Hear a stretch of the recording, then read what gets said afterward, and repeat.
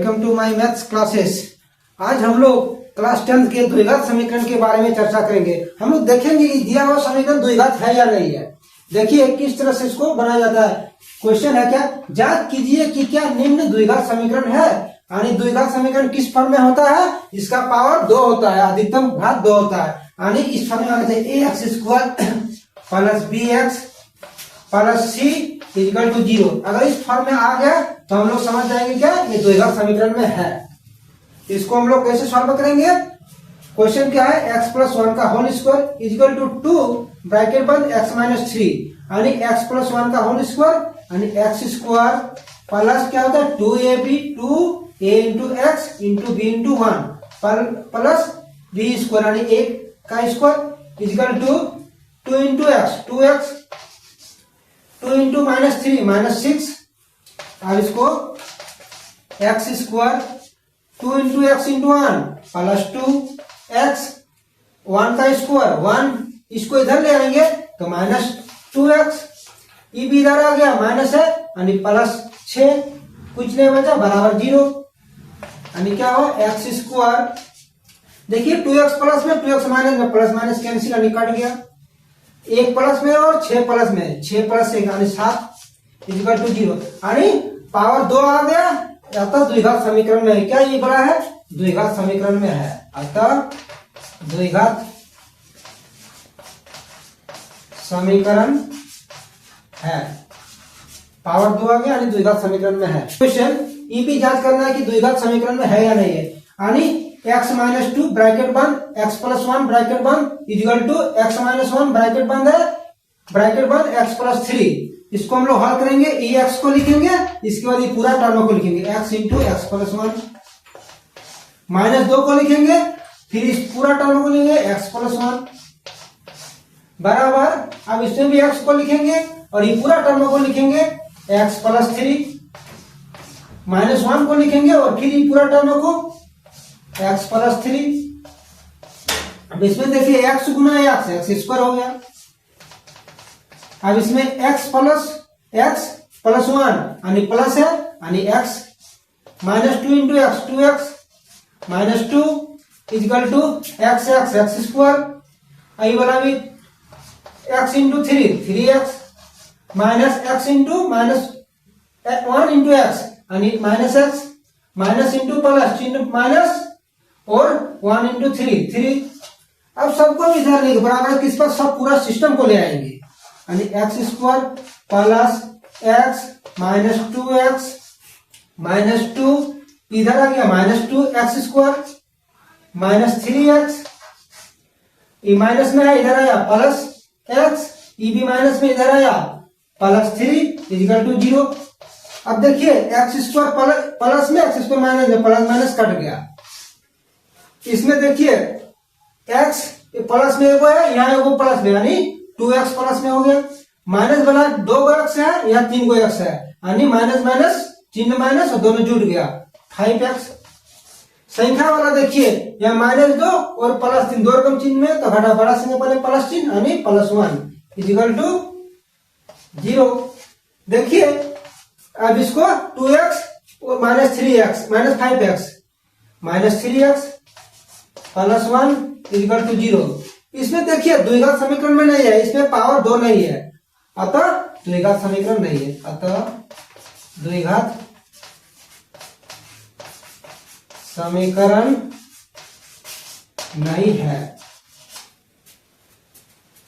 देखिए एक आयताकार भूखंड की भूखंड का क्षेत्रफल 528 मीटर स्क्वायर है। क्षेत्र को लंबाई मीटरों में चौड़ाई के 2 गुने से 1 अधिक है। हमें भूखंड की लंबाई तथा चौड़ाई ज्ञात करना है। यानी एगो आयताकार भूखंड देखिए, सबसे पहले आप लोग चित्र को समझिए, ये फिगर और समझ लिए तो आपका क्वेश्चन बनाने में तुरंत 1 ही सेकंड में बन जाएगा। देखिए किस तरह से एक आयताकार भूखंड यानी आयताकार का जिसका लंबाई चौड़ाई होता है, ये वाला होगा लंबाई और ये वाला चौड़ाई हो गया। जब आयत है तो इधर वाला भी चौड़ाई होगा और ये वाला भी लंबाई होगा। तो इसका क्षेत्रफल कितना दिया है, पूरा एरिया कितना दिया है 528 मीटर स्क्वायर।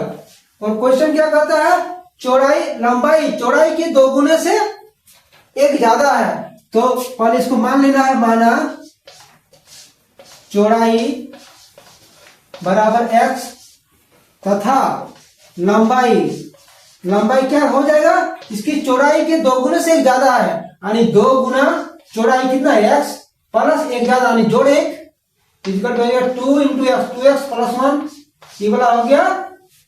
अब हमें इसका क्षेत्रफल दिया, हमें लंबाई और चौड़ाई निकालना, तो लंबाई चौड़ाई मान लिए x और इसमें 2x प्लस 1, तो प्रश्न से आप लिखेंगे, प्रश्न में जो कहा है इसका मतलब क्या, आज का क्षेत्रफल क्या होता है, लंबाई गुना चौड़ाई, यानी x into 2x plus 1 equal to इसका क्षेत्रफल 528।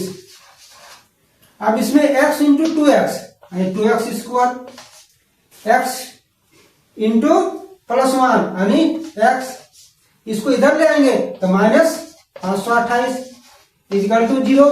अब इसको हम लोग विविध विधि से भी निकाल सकते हैं या गुणनखंड विधि से भी निकाल सकते हैं, किसी भी विधि से आप निकाल सकते हैं। ये भी मान के निकाल सकते हैं, a इक्वल टू कितना दिया है 2, b इक्वल टू कितना दिया है 1, c इक्वल टू माइनस 528।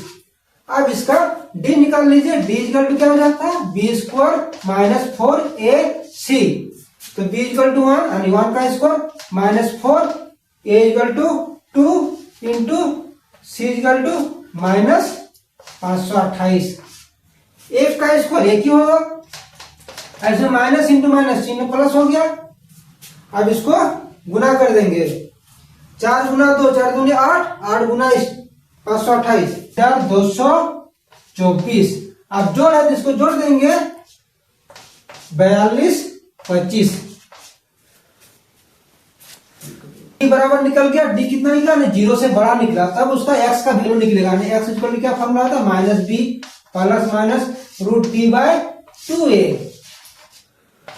यानी a इक्वल टू हम लोग का कितना, b इक्वल टू कितना था 1 और इसमें 1 plus minus d equal to 4225 बट्टे 2 इंटू a इक्वल टू 2।